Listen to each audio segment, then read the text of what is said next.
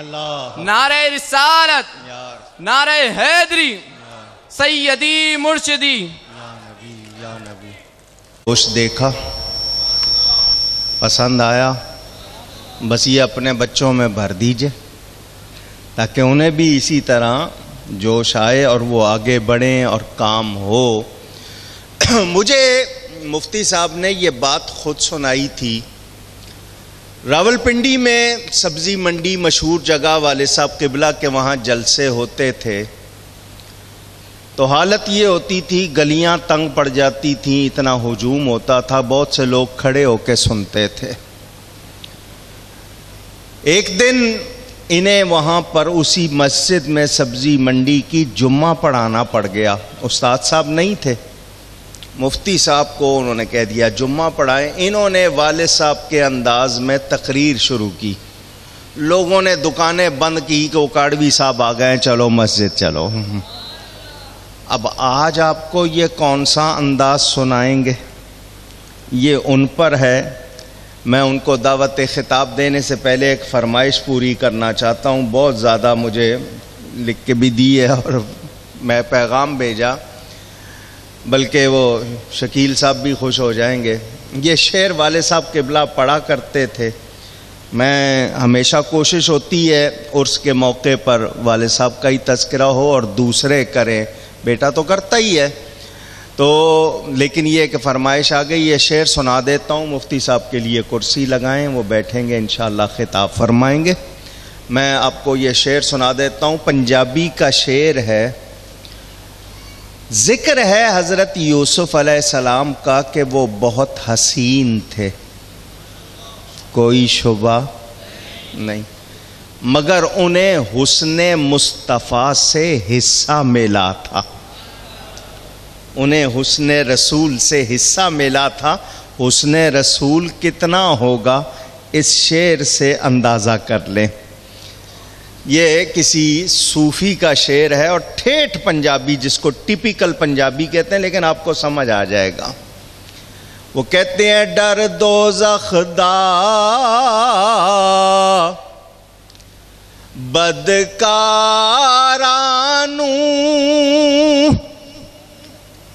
چا جنت نیکو کارانو۔ دوزخ کا ڈر ہے تو ان کو جو گناہگار ہیں، اور جنت کی چاہ ہے تو ان کو جو نیک کام کرنے والے ہیں۔ ڈر دوزخ دا بدکارانو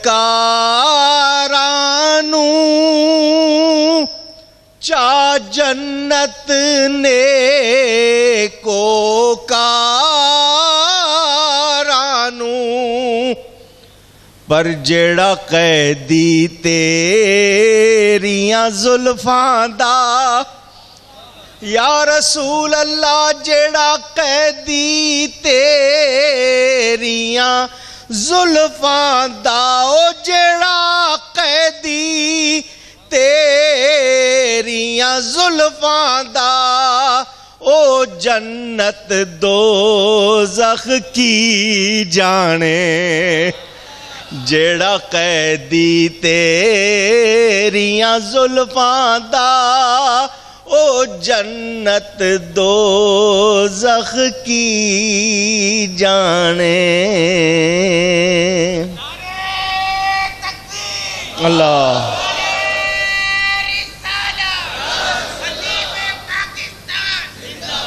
میرے دوستوں اور بزرگوں، چوتھے آسمان پر معراج کی رات حضرت یوسف علیہ السلام بھی میرے نبی کی راہ تک رہے تھے۔ وہ بھی دست بستہ کھڑے تھے کہ حضور کی زیارت کر لوں جن کے حسن سے مجھے حصہ ملا ہے۔ سارے نبی محترم، انشاءاللہ معراج کی رات بات ہوگی آپ سے۔ آپ کو یہ معلوم ہے کہ صبح عرس کی دوسری اور آخری نشست ہوگی۔ مسجد میں جو لوگ آئیں گے 12 بجے سے قرآن خوانی ہوگی، اکثر نہیں آئیں گے مجھے پتہ ہے، بہرحال جو آئیں گے وہ پڑھ لیں گے، نہیں تو گھروں سے پڑھ کے جو لائے ہیں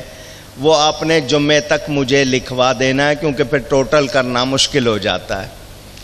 جمعے میں خطابات ہوں گے، حضرت مفتی صاحب کا خطاب ہوگا، اور وعدہ کیا ہے اگر پورا کر دیا تو ڈاکٹر عامر لیاقت بھی آئیں گے، انہوں نے بھی کہا ہے کہ وہ بھی آئیں گے، اور علماء حاجی حنیف طیب صاحب دیگر آتے ہیں۔ نماز جمعہ ہوگی، اس کے بعد ختم غوثیہ اور قصیدہ غوثیہ ہوگا، پھر ایصال ثواب ہوگا، درود و سلام، اور پھر لنگر ہوگا۔ یوں 2 روزہ تقریب پوری ہو جائے گی، اور کل دنیا بھر میں ہر سنی مسجد میں عالمی یوم خطیب اعظم منایا جائے گا۔ برطانیہ میں مانچسٹر میں مفکر اسلام حضرت مولانا قمر الزمان صاحب اعظمی رہائش پذیر ہیں، انڈیا کے بہت بڑے عالم جو برطانیہ میں جا بسے۔ انہوں نے یہ بات خود بتائی کہ انہوں نے ذکر جمیل علماء کو بھی اور طلباء کو بھی سبقاً پڑھائی ہے۔ خطیب اعظم کی کتاب ذکر جمیل سبقاً پڑھائی ہے۔ یہ وہ کتاب ہے جو پڑھ لیتا ہے نبی کا عاشق بن جاتا ہے۔ تو کم از کم ہو سکے تو آپ لوگ وہ کتاب اگر نہیں پڑھی تو ضرور پڑھیں، ان کی کتابیں ہیں ہمارے پاس۔ اور اب تو گورنمنٹ کا بس نہیں چل رہا پابندی لگانے پر، یہ گورنمنٹیں آتی جاتی رہیں گی، میرے نبی کا چرچا کوئی روک سکتا؟ بڑی گورنمنٹیں دیکھی ہیں، کتنی آئیں اور کتنی چلی گئیں، کوئی پوچھنے والا نہیں ہے۔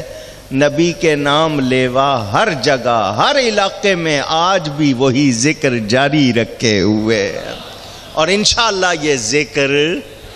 رہے گا، یوں ہی ان کا چرچا رہے گا، پڑے خاک ہو جائیں جل جانے والے۔ اب میں دعوت خطاب دے رہا ہوں مفتی اعظم ساؤتھ افریقہ حضرت مولانا مفتی محمد اکبر صاحب ہزاروی، اور ان سے کہوں گا گھڑی نہ دیکھیں، تھکے ہوئے آئے ہیں، سفر سے آئے ہیں، مجھے اندازہ ہے، اور ان کا مزاج بھی جانتا ہوں، اتنی سی خوراک کھاتے ہیں، ان کے ساتھ کوئی چلا جائے نا سفر میں بھوکا مر جاتا ہے، بالکل برائے نام خوراک کھاتے ہیں یہ، اور چاہتے ہیں دوسرے جو ساتھ ہیں وہ بھی نہ کھائیں، تو بڑے اس معاملے میں متقی ہیں، اپنی صحت کا خیال نہیں رکھتے، حالانکہ کوئی چلا جائے پوری ڈیوٹی دیں گے، خود کسی سے ڈیوٹی نہیں لیتے،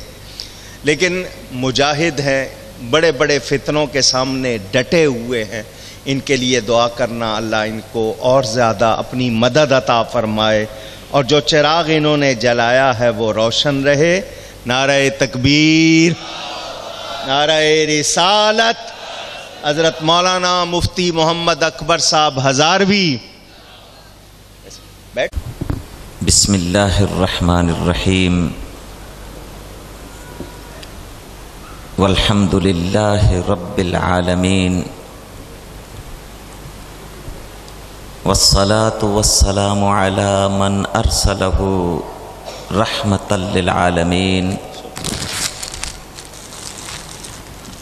شفيع المذنبين راحة العاشقين،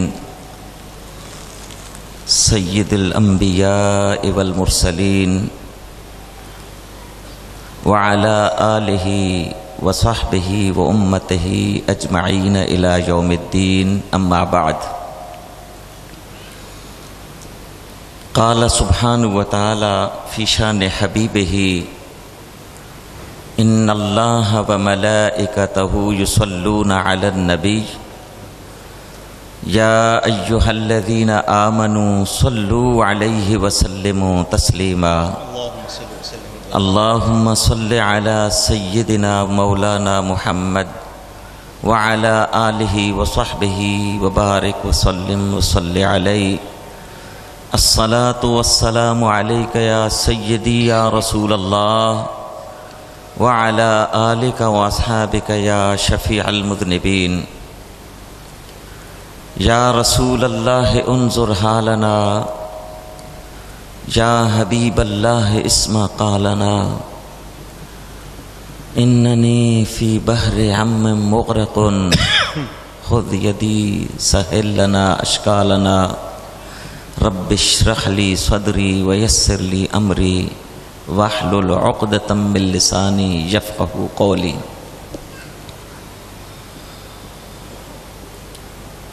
صاحب عرس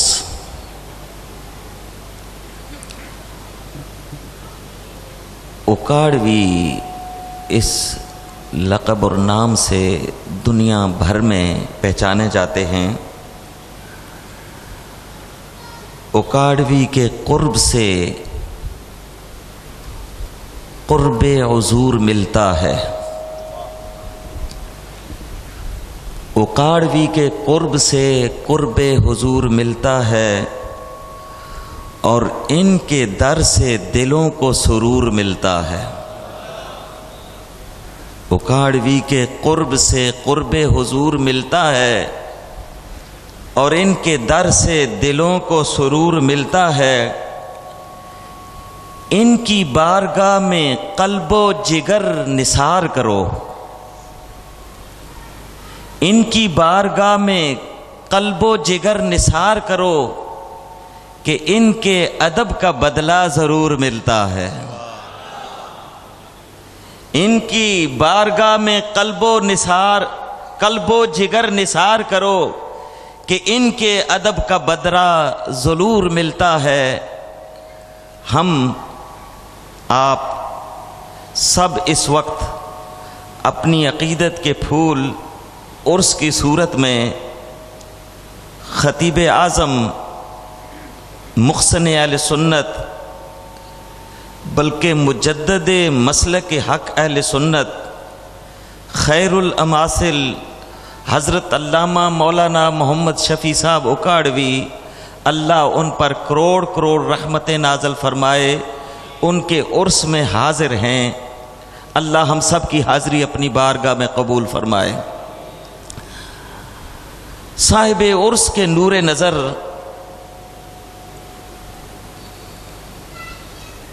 جن کی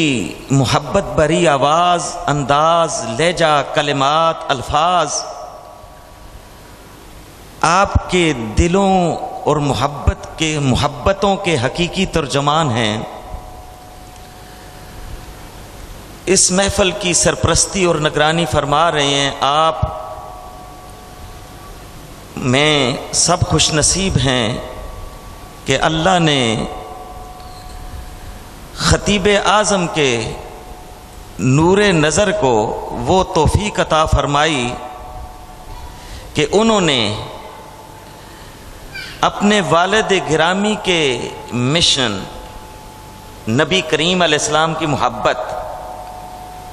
اولیاء کرام کی عقیدت کا جو سلسلہ اور مشن ہے، اس کو عام کرنے میں کوئی کسر باقی نہیں چھوڑی، بلکہ اپنا تن من دھن سب کچھ پیش کر کے سعادت، شرف اور عظمت کا تاج اپنے سر سجا لیا ہے۔ دعا ہے کہ اس طرح کے آفتابان جہاں تاب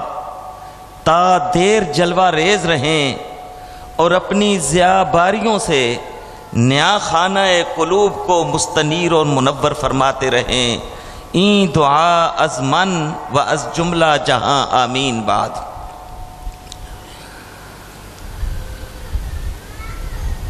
ساؤتھ افریقہ میں جس ادارے کا ذکر آپ نے بہت ہی اچھے کلمات میں اور مجھ ناچیز سے متعلق وہ عظیم کلمات کہ مجھے شرمندگی کا احساس ہو رہا تھا، میں اس قابل نہیں، لیکن ان کے کلمات کو اپنے لیے دعا سمجھوں گا۔ وہ ادارہ دارالعلوم پریٹوریا دارالحکومت ہے ساؤتھ افریقہ کا، در حقیقت اس کے محرک بھی صاحب عرس خطیب اعظم رحمت اللہ تعالی علیہ ہیں۔ 70 کی دہائی کے ابتدائی عرصے میں، غالباً 73 میں 76 میں جب خطیب اعظم ساؤتھ افریقہ تشریف لے گئے تو وہاں کی تنظیمات اور ذمہ دار افراد کے اصرار، پرخلوص اصرار پر کچھ عرصہ آپ نے 3 ماہ سے زیادہ غالباً قیام فرمایا، اور اس دوران جو سنیت کے حوالے اور اعتبار سے وہاں کے باشندوں کی جو تربیت آپ نے فرمائی، یہ دارالعلوم اور اس طرح کے جو مراکز ہیں وہ ان ہی کی تحریک کا نتیجہ ہے۔ اور پھر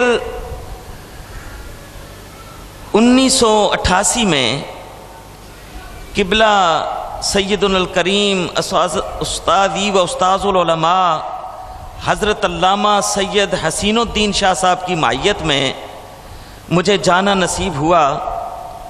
وہاں کے لوگوں کے اصرار پر اس شرط سے کہ دارالعلوم کا قیام عمل میں آئے گا، جو ایک کمرے سے شروع ہوا، آج اللہ کے فضل سے 17 ممالک کے طلباء وہاں زیر تعلیم ہیں، اور اس میں آغاز سے اب تک جو سرپرستی، رہنمائی قبلہ ڈاکٹر صاحب کی ہے، الفاظ نہیں میں اس کا اظہار کر سکوں، اور توقع وثوق سے ہے کہ آئندہ بھی اسی طرح سرپرستی فرماتے رہیں گے، اور یقیناً یہ آپ کے لیے اور آپ کے والد گرامی کے لیے بھی صدقہ جاریہ ہوگا کہ وہاں اس وقت 17 ممالک، ایشیا سے، مشرق وسطیٰ سے، یورپ سے، امریکہ، بلکہ ویسٹ انڈیز تک کے اسٹوڈنٹس پڑھنے کے بعد اپنے اپنے علاقوں میں اپنی بساط کے مطابق دین اور مسلک کی خدمت انجام دے رہے ہیں، اور یہ صحرا ان بزرگوں کے سر ہے۔ آپ نے جو فرمایا وہ بجا تھا، لیکن وہ کیفیت آج نہیں رہی۔ وہاں راولپنڈی کی مسجد میں جب پڑھا کرتا تھا تو شاہ صاحب نہیں تھے، تو مجھے حکم ہوا کہ میں کچھ کہوں، تو میں نے خطیب اعظم کی ایک تقریر رٹی ہوئی تھی، اور ٹیپ ریکارڈ سے سننے کے ساتھ جہاں وہ آواز بلند کرتے اور ترنم سے کہتے، میں بھی اسی طرح بالکل مشق کی تھی، اور جب میں نے شروع کیا بیان تو وہاں کے آس پاس کے لوگوں نے جب سنا تو دکانیں بند کر کے آگے کہ خطیب اعظم تشریف لے آئے۔ لیکن پاکستان کو چھوڑے ہوئے کافی عرصہ ہوا، یہی وجہ ہے کہ سٹیج پر جلوہ افروز علماء مشائخ جو تشریف فرما ہیں، کما حقہ وطن سے کافی عرصہ دور رہنے کے باعث میں ان کی شخصیات سے متعارف نہیں ہوں، اور انفرادی اگر کچھ کہوں تو ان کی شخصیات کے مناسب نہ ہوا تو وہ اچھا نہیں ہوگا۔ معذرت کے ساتھ آپ محسوس نہیں فرمائیں گے، بلکہ آپ سے اور آپ سب سے دعا ہے خلوص برے جذبات میں کہ دیار غیر میں مسلک حق اہل سنت والجماعت کی اللہ مجھ جیسے ناچیز کو تمام ساتھیوں سمیت اس دارالعلوم پٹوریا کے پلیٹ فارم پر مقبول خدمت کی توفیق سے نوازے رکھے۔ اختصار کے ساتھ وہ اپنی کیفیت جو میں کہنا چاہتا تھا، وہ کہتے ہیں وہ چال کون سا وہ سیکھنے گیا تھا، کبوتر کی چال، وہ تو وہ خود اپنی چال بھی بھول گیا، تو انگریزی میں وہاں ٹوٹے پھوٹے الفاظ میں کچھ کہنا پڑتا ہے تو وہ کیفیت بالکل بھول گئی ہے۔ پچھلے دنوں میں وہاں اپنے علاقے میں واپسی ہوئی تو وہاں کے لوگوں نے ایک بہت بڑا پمفلٹ پوسٹر نکالا اور میرا نام جلی الفاظ میں بڑا کر کے لکھا۔ جب تقریر ختم ہو گئی، جلسہ ختم ہو گیا، اختتام کے بعد انتظامیہ سے ایک شخص میرے قریب آئے، کہتے ہیں جی آپ نے ہمیں مایوس کیا، ہم نے تو آپ کا نام اس اعتبار سے دیا تھا کہ آپ اسی طرح اکاڑوی صاحب کی ترنم میں تقریر سنائیں گے، تو آپ تو بھول گئے ہیں، بور ہی کیا ہمیں، تو آج بھی یہی کیفیت ہوگی۔ بہرحال برکت کے حصول کے لیے آج کی محفل کی مناسبت سے نبی اکرم علیہ السلام کی احادیث مبارکہ اور ان کے مفاہیم کی روشنی میں ہم ایک اہم بات سمجھنے کی مل کے کوشش کریں گے۔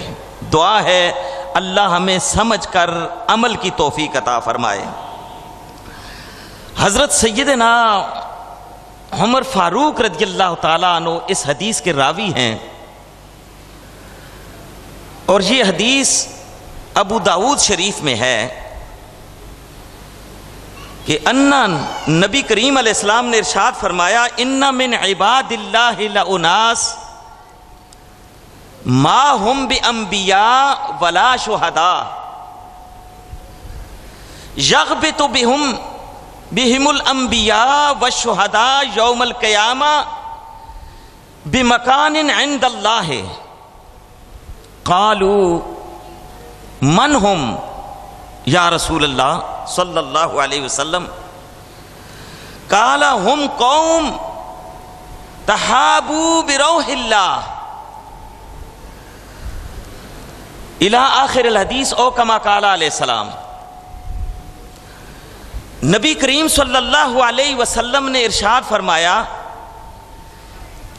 قیامت کے سخت ترین دن میں جب کہ سورج سوا نیزے پہ ہوگا، زمین تانبے کی طرح پگھل رہی ہوگی، بہت مشکل مقام ہوگا، اس وقت کچھ لوگوں کی شان اور مقام اتنا عظیم اور بلند ہوگا کہ ان کی کیفیت کو دیکھ کے، ان کی شان اور مقام کو دیکھ کے اللہ کے نبی اور شہداء بھی ان پر رش کریں گے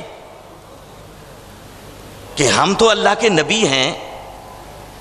اور اللہ نے ہم پر دنیا میں بھی کرم کیا، یہاں قیامت میں بھی اللہ نبوت عطا کی اور اس بنا پہ کرم کر رہا ہے، اور شہید کہیں گے کہ ہم نے اپنی پیاری جانیں دی تھیں، اللہ نے کرم کیا، یہ مقام دیا۔ لیکن یہ لوگ، یہ کون لوگ ہیں جن نہ نبیوں میں سے ہیں نہ شہیدوں میں سے ہیں، لیکن ان کا یہ مقام ہے۔ انبیاء نبی ہو کر، شہید ہو کر ان کے مقام پر قیامت کو رش کریں گے۔ جب نبی کریم علیہ السلام نے صحابہ کے سامنے یہ بیان فرمایا تو صحابہ نے عرض کی یا رسول اللہ صلی اللہ علیہ وسلم ذرا ارشاد فرمائیے کہ وہ خوش نصیب کون ہوں گے جن کا یہ مقام ہوگا کہ انبیاء بھی ان پر رش کریں گے، ان کے مقام پر شہداء بھی رش کریں گے۔ تو نبی کریم علیہ السلام نے ارشاد فرمایا وہ لوگ ہوں گے جو کسی سے محبت کرتے ہیں تو محبت کا سبب اور کوئی نہیں، محبت صرف اللہ کی رضا کے لیے کرتے ہیں۔ آپ سب جو خطیب اعظم کے عرس میں آج حاضر ہیں، نبی کریم علیہ السلام کی اس مبارک حدیث کی روشنی میں مبارکباد کے مستحق ہیں کہ آپ کے دلوں میں خطیب اعظم کی محبت ہے، آپ کے دلوں میں خطیب اعظم کی عقیدت ہے، آپ کے دلوں میں خطیب اعظم کا ادب ہے، آپ کے دلوں میں خطیب اعظم کا احترام ہے، اور اس کا سبب صرف اور صرف اس لیے کہ وہ اللہ کے پیارے تھے، نبی کے غلام تھے، اولیاء کرام کے محب تھے، اللہ کی خاطر آپ ان سے محبت کرتے ہیں۔ نبی کریم علیہ السلام نے فرمایا قیامت کے دن جو اللہ کی خاطر کسی سے محبت کرتا ہے اس کا مقام یہ ہوگا کہ انبیاء بھی اور شہداء بھی ان کے مقام پہ رش کریں گے۔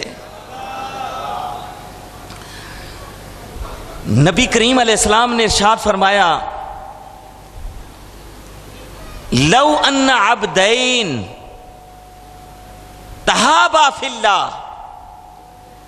واحد فی المشرق وآخر فی المغرب، لجمع اللہ بینہما یوم القیامہ ویقول ھذا الذی کنت تحبہ فی۔ The Holy Prophet sallallahu alaihi wasallam has said, on the day of judgment, there will be two persons. They love each another. He loves him, not because of any other reason. He loves him for sake of Allah subhanahu wa ta'ala. قیامت کے دن نبی کریم علیہ السلام فرماتے ہیں دو اللہ کے بندے آپس میں محبت کرتے ہیں، یہ اس سے محبت کرتا ہے اور محبت کا سبب اور کوئی نہیں، صرف اللہ کی خاطر۔ ہم محبت کرتے ہیں خطیب اعظم سے، ہم محبت کرتے ہیں ان کے نور نظر سے، ہم محبت کرتے ہیں علماء کرام سے محض اللہ کی رضا کے لیے۔ تو اللہ کی رضا کے لیے جب کسی سے محبت کی جاتی ہے، نبی کریم علیہ السلام نے فرمایا واحد فی المشرق آخر فی المغرب، ایک مشرق کا ہے، مشرق میں رہ کے مغرب والے سے محبت کرتا ہے اور محبت کا سبب اللہ کی ذات ہے، اللہ کی رضا کے لیے محبت کرتا ہے، دنیا میں وہ نہیں مل سکا۔ بہت سارے لوگ ہوں گے جنہوں نے خطیب اعظم کی صحبت قریب سے نہیں لی ہوگی، دور سے دیکھا ہوگا، اور آج ایسے بھی ہوں گے دور سے بھی نہیں دیکھ پائے ہوں گے، لیکن آپ کے دل میں خطیب اعظم کی محبت ہے اور محبت اللہ کی رضا کے لیے ہے۔ تو اللہ فرمایا، نبی کریم فرماتے ہیں لا جمع اللہ بینہما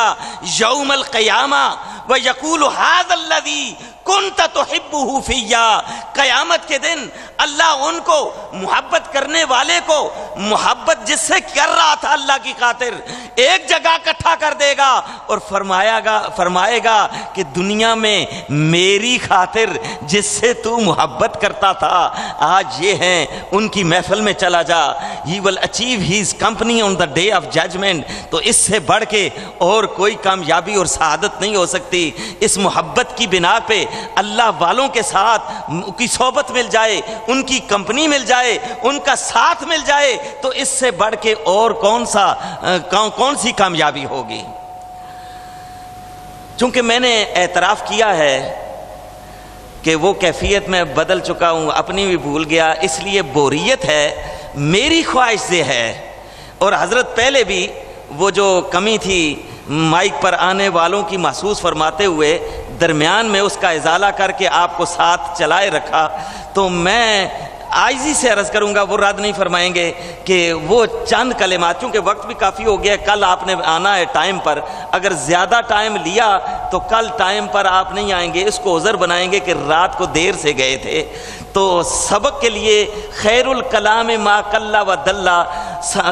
مختصر کلام نبی کریم کی حدیث کی روشنی میں ایک سبق بھی ہم سیکھ لیں، اس پر عمل کر لیں تو انشاءاللہ ہماری کامیابی ہوگی۔ میری نہایت ہی عاجزی کے ساتھ آپ سے ہے کہ جو میری طرف سے کمی ہے یقیناً اس کا ازالہ آپ اپنے کلمات میں ارشاد فرمائیں گے۔ والسلام علیکم ورحمۃ اللہ وبرکاتہ۔